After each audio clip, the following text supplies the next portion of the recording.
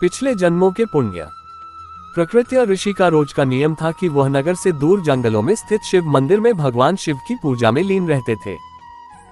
कई वर्षों से यह उनका अखंड नियम था।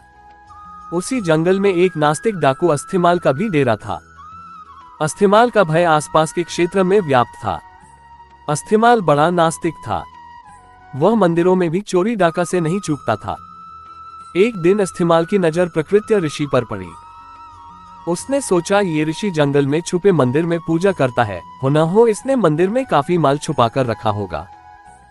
आज इसे ही लूटते हैं।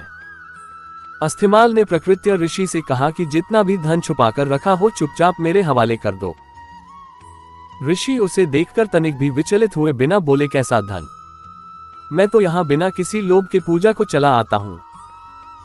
डाकू को उनकी बातों पर विश्वास नहीं हुआ।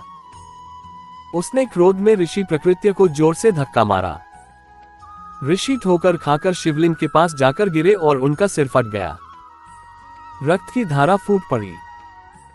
इसी बीच आश्चर्य यह हुआ कि ऋषि प्रकृत्या के गिरने के फलस्वरूप शिवालय की छत से सोने की कुछ मोहरें अस्थिमाल के सामने गिरी।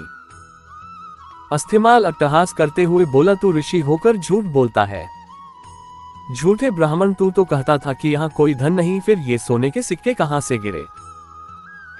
अब अगर तूने मुझे सारे धन का पता नहीं बताया तो मैं यहीं पटक पटकर तेरे प्राण ले लूंगा। प्रकृत्या ऋषि करुणा में भरकर दुखी मन से बोले, हे शिवजी, मैंने पूरा जीवन आपकी सेवा पूजा में समर्पित कर दिया, फिर ये कैसी विपत्ति आन पड़ी? प्रभु मेरी रक्षा करे। जब भक्त सच्चे मन से पुकारे तो भोलेनाथ क्यों ना आते। महेश्वर तत्क्षण प्रकट हुए और ऋषि को कहा कि इस होने के पीछे का कारण मैं तुम्हें बताता हूं। ये डाकू पूर्वजन्म में एक ब्राह्मण ही था। इसने कई कल्पों तक मेरी भक्ति की, परंतु इससे प्रदोष के दिन एक भूल हो गई। ये पूरा दिन निराहार रहकर मेरी भक्ति करता रहा। दोपहर में जब इसे प्यास लगी तो ये जल पीने के लिए पास के ही एक सरोवर तक पहुंचा। संयोग से एक गाय का बछड़ा भी दिन भर का प्यासा वहीं पानी पीने आया। तब इसने उस बछड़े को कोहनी मारकर भगा दिया और स्वयं जल पिया। इसी कारण इस जन्म में ये डाकू हुआ। तुम पूर्वजन्म में मछुआरे थे।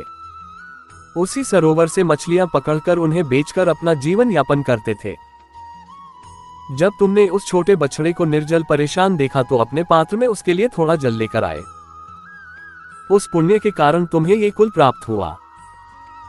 पिछले जन्मों के पुण्यों के कारण इसका आज राजतिलक होने वाला था, पर इसने इस जन्म में डाकू होते हुए न जाने कितने निरपराध लोगों को मारा व देवालयों में चोरियां की। इस कारण इसके पुण्य सीमित हो गए और इसे सिर्फ ये कुछ मुद्राएं ही मिल पाईं।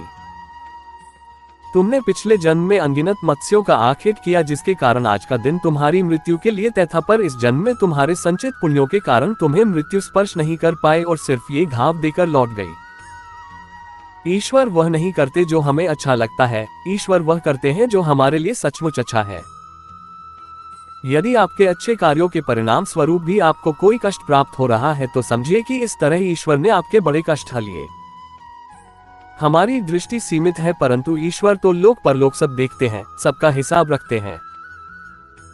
हमारा वर्तमान, भूत और भविष्य सभी को जोड़कर हमें वही प्रदान करते हैं जो हमारे लिए उचित है।